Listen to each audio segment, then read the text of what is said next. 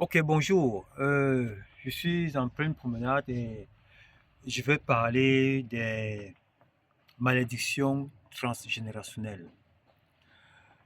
Nous sommes la continuité de nos ancêtres et nous sommes une information, c'est-à-dire chaque être humain est une accumulation d'informations. Mon nez, c'est une information.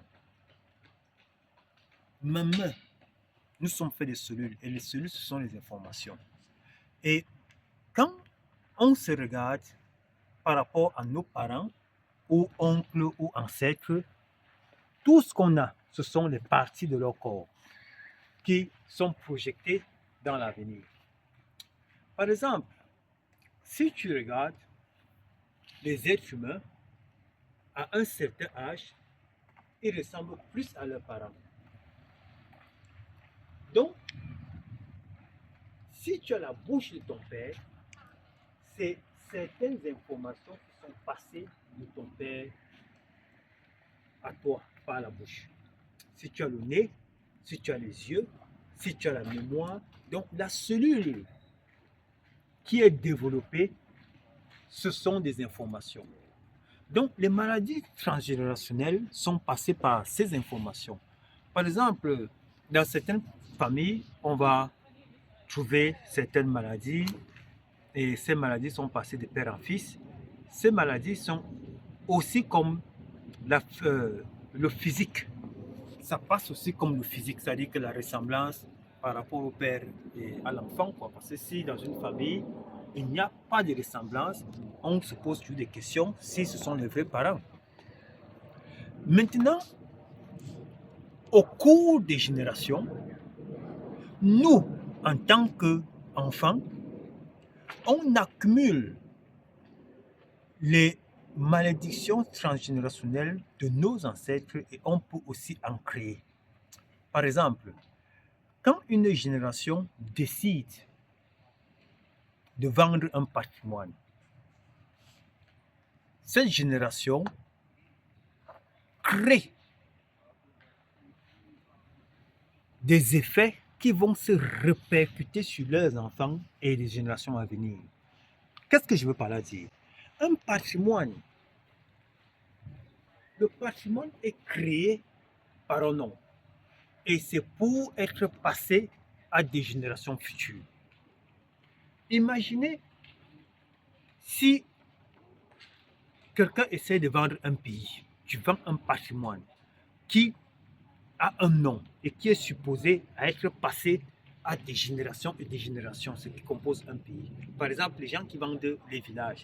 Quand vous voyagez dans certains pays comme les pays européens, il y a des gens qui se retrouvent sans avoir quelque chose de concret ou de précis parce que les gens ont passé le temps à vendre ça.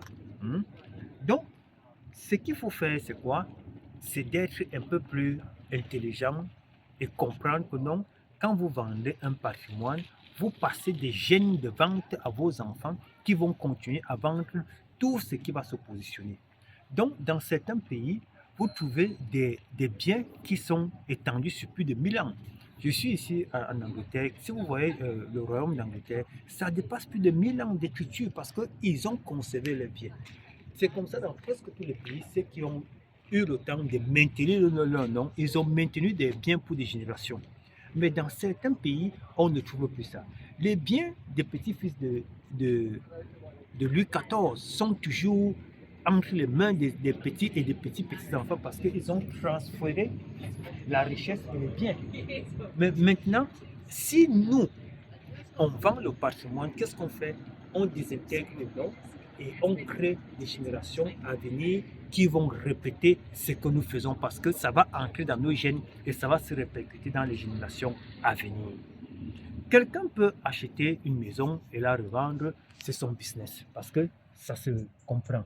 Mais quand il s'agit d'un patrimoine qui est attaché à un nom, la pire erreur, c'est de disséquer ce patrimoine parce que ça crée des malédictions. Il est écrit d'honorer vos parents, honorer le père et la mère, honorer le nom que vous portez parce qu'un nom est honorique. On doit honorer un nom. Quand vous regardez tous les grands pays, tous les présidents toutes les personnes qui ont fait l'histoire de ces pays ont été honorées. Il faut honorer le nom que vous portez, honorer ceux qui créent l'histoire, ceux qui ont de la valeur. C'est ça qu'on appelle patrimoine.